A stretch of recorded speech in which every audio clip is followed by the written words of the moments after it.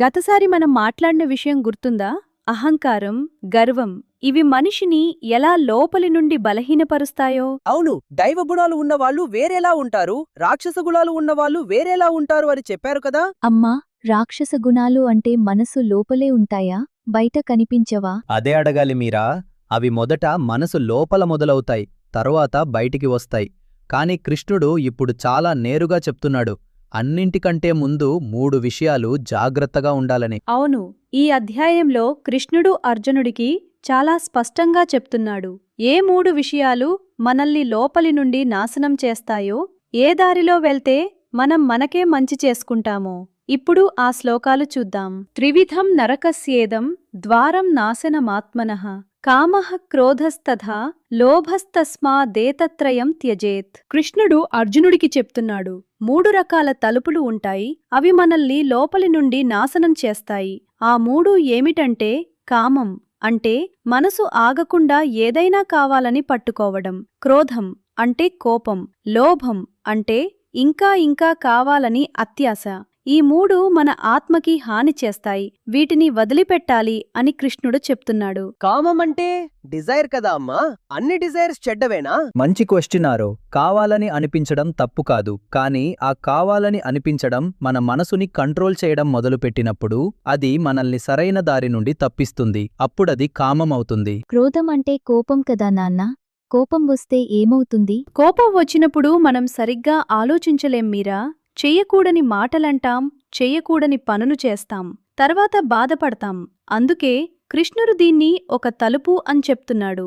ఒకసారి ఆ తలుపు తెరుచుకుంటే లోపలికి వెళ్లడం చాలా సులభం. లోభం అంటే గ్రీడ్ కదా, అది ఎందుకంత చెడ్డది? ఉన్నదానితో సంతోషంగా ఉండలేకపోవటం, అదే లోభం. ఇంకా ఇంకా కావాలని, ఎంత ఉన్నా చాలదని అనిపించడం, ఇది మనసుకి శాంతి ఉండనివ్వదు. అందుకే కృష్ణుడు ఈ 3ంటినీ కలిపి చెప్తున్నాడు. ఇవి 3 మనల్ని లోపలి నుండి బలహీనపరుస్తాయి. ఇప్పుడు 6, నువ్వు స్కూల్లో ఎవరైనా నీ టాయ్ తీసుకుంటే చాలా కోపం వస్తుంది కదా, అప్పుడు అరవడానికి బదులు మాట్లాడడం చూస్ చేస్తే అదే క్రోధాన్ని కంట్రోల్ చేయడం. అవును, అది చాలా కష్టంగా ఉంటుంది అమ్మా, కాని మాట్లాడినప్పుడు బెటర్ ఫీల్ అవుతుంది. అదే కృష్ణుడు చెప్పేది.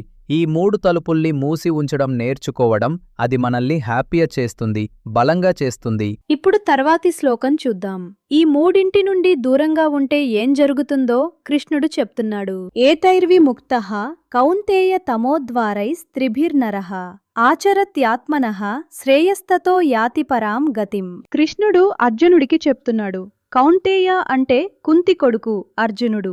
ఆ 3 చీకటి తలుపుల నుండి విముక్తి పొందిన మనిషి తనకి మంచి చేసే పనులు చేస్తాడు, మెల్లగా చాలా మంచి దారిలో వెళ్తాడు అని చెప్తున్నాడు. అమ్మా, పరాంగతిం అంటే ఏమిటి? పరాంగతిం అంటే చాలా మంచి దారి మీరా, అన్నింటికంటే మంచి స్థితి.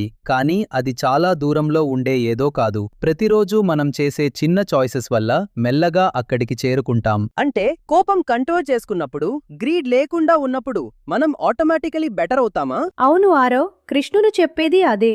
ఆ 3 విషయాల నుండి దూరంగా ఉన్నప్పుడు మన మనసు క్లియర్ అవుతుంది. అప్పుడు మనకి మంచిదేమిటో స్పష్టంగా కనిపిస్తుంది, మంచి పనులు చెయ్యాలని అనిపిస్తుంది. అంటే మనసు క్లీన్ ఉంటే బెటర్ డిసిషన్స్ తీసుకోగలమా? చాలా బాగా చెప్పావు మీరా. పాజిటివ్ చాయిసెస్ చేయడం మనల్ని గ్రో చేస్తుంది, హ్యాపీ చేస్తుంది. ఇదే కృష్ణుడు ఇక్కడ చెప్తున్నది. కానీ నాన్న, కోపం వచ్చినప్పుడు కంట్రోల్ చేసుకోవడం చాలా కష్టం కదా, అది ఎలా చెయ్యాలి? ఆ క్వశ్చన్ కి కృష్ణుడు తర్వాతి శ్లోకాల్లో జవాబు చెప్తున్నాడు ఆరవ్. ఇప్పుడు చూద్దాం. యః శాస్త్ర విధిముత్సృజ్య వర్తతే కామకారతః న స సిద్ధిమవాప్నోతి న సుఖం న పరాం గతిం. ఇక్కడ కృష్ణుడు చెప్తున్నాడు, ఎవరైతే మంచి గైడెన్స్ ని పక్కన పెట్టి తనకి ఏది అనిపిస్తే అది చేస్తారో వాళ్లకి సిద్ధి రాదు, సుఖం రాదు, మంచి దారి కూడా దొరకదు. శాస్త్రవిధి అంటే మనకి మంచి చేసే గైడెన్స్, ఏది సరైనది ఏది కాదు అని చెప్పే విజ్డమ్. అంటే ఎవరి మాట వినకుండా తనకిష్టమైనట్టు చేస్తే ప్రాబ్లం అవుతుందా? ఎగ్జాక్ట్లీ ఆరవ్. నువ్వు కొత్తగా కుకింగ్ చేయాలని అనిపించింది అనుకో, రెసిపీ చూడకుండా ఎవర్నీ అడగకుండా నీకు అనిపించినట్టు ఇంగ్రీడియంట్స్ వేస్తే అది టేస్టీ అవుతుందా? అవ్వదు, డిజాస్టర్ అవుతుంది. రెసిపీ ఫాలో చేస్తే బెటర్గా వస్తుంది కదా. అలాగే జీవితంలో కూడా మనకంటే ముందు నేర్చుకున్న వాళ్ల విజ్డమ్ వినడం, గైడెన్స్ తీసుకోవడం మనల్ని బెటర్ చేస్తుంది. గైడెన్స్ గైడెన్స్ వినడం మనల్ని బెటర్ చాయిసెస్ చేసుకోనివ్వుతుంది. కాని అమ్మా, అందరి మాట వినాలా? ఎవరి గైడెన్స్ మంచిదో ఎలా తెలుస్తుంది? చాలా మంచి క్వశ్చన్ మీరా. మనకి నిజంగా మంచి కావాలని అనుకునే వాళ్ల మాటలు, చాలా కాలంగా మంచి జీవితం గురించి ఆలోచించిన వాళ్ల విస్డమ్, అది నమ్మదగినది. అమ్మ నాన్న, టీచర్స్, ఇలాంటి వాళ్ల గైడెన్స్. అర్జునుడికి కృష్ణుడు గైడెన్స్ ఇస్తున్నాడు కదా నాన్న, అది అర్జునుడికి హెల్ప్ అవుతుందా? అదే అసలు విషయం ఆరవ్. అర్జునుడు కన్ఫ్యూజ్డ్గా ఉన్నప్పుడు కృష్ణుడు పక్కన ఉన్నాడు. ఆ గైడెన్స్ వినడానికి అర్జునుడు సిద్ధంగా ఉన్నాడు. అందుకే ఈ మొత్తం గీటా కాన్వర్జేషన్ జరిగింది. ఇప్పుడు చివరి శ్లోకం చూద్దాం. కృష్ణుడు ఇక్కడ చాలా డైరెక్ట్లీ చెప్తున్నాడు. తస్మాత్ శాస్త్రం ప్రమాణం తే కార్యాకార్య వ్యవస్థితౌ జ్ఞాత్వా శాస్త్రవిధానోక్తం కర్మ కర్తుమిహార్హసి.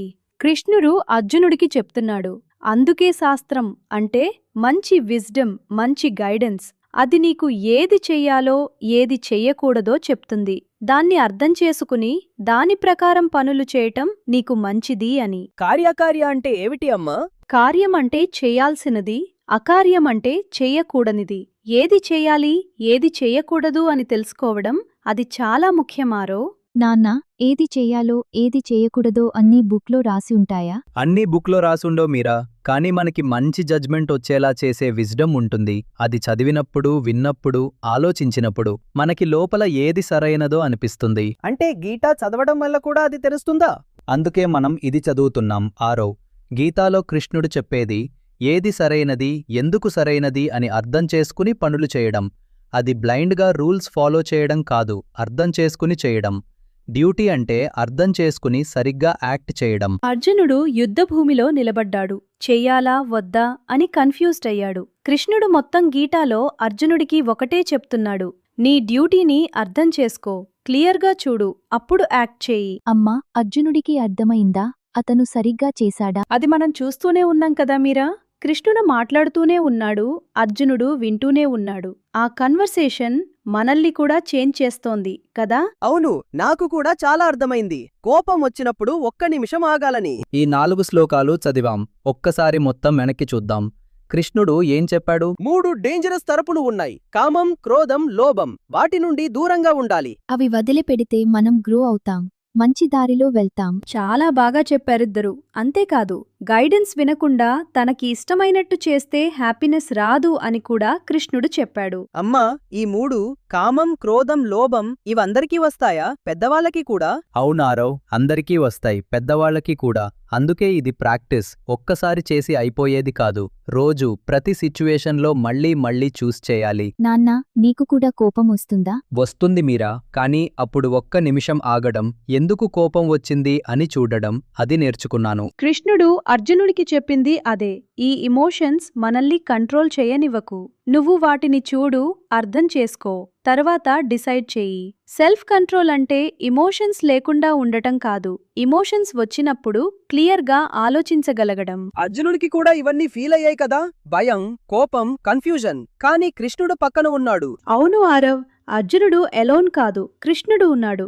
మనకి కూడా గైడెన్స్ ఉంది. ఒకరు వినడానికి ఉంటే అది చాలా పెద్ద స్ట్రెంగ్త్. అమ్మ నాన్న మాకు కృష్ణుడిలా ఉన్నారు. మనమందరం కలిసి నేర్చుకుంటున్నాం మీరా, అది చాలు. ఈరోజు కృష్ణుడు చాలా క్లియర్గా చెప్పాడు. 3 తలుపులు, వాటి నుండి విముక్తి, గైడెన్స్ యొక్క ఇంపార్టెన్స్. ఇవి 16వ అధ్యాయం చివరి శ్లోకాలు. అంటే 16వ అధ్యాయం అయిపోయిందా? తర్వాత ఏమీ వస్తుంది? 17వ అధ్యాయం మొదలవుతుంది. అర్జునుడికి ఒక చాలా ఇంట్రెస్టింగ్ క్వశ్చన్ వస్తుంది. శాస్త్రం చెప్పినట్టు చెయ్యని వాళ్ళు, కానీ నమ్మకంతో పూజలు చేసేవాళ్ళు, వాళ్ల స్థితి ఏమిటి? వాళ్ళు సాత్విక గుణం వాళ్ళ, రాజసిక గుణం వాళ్ళ, తామసిక గుణం వాళ్ళ? అమ్మా, సాత్విక, రాజసిక, తామసిక అంటే ఏమిటి? అదే కృష్ణుడు తర్వాత చెప్తాడు మీరా.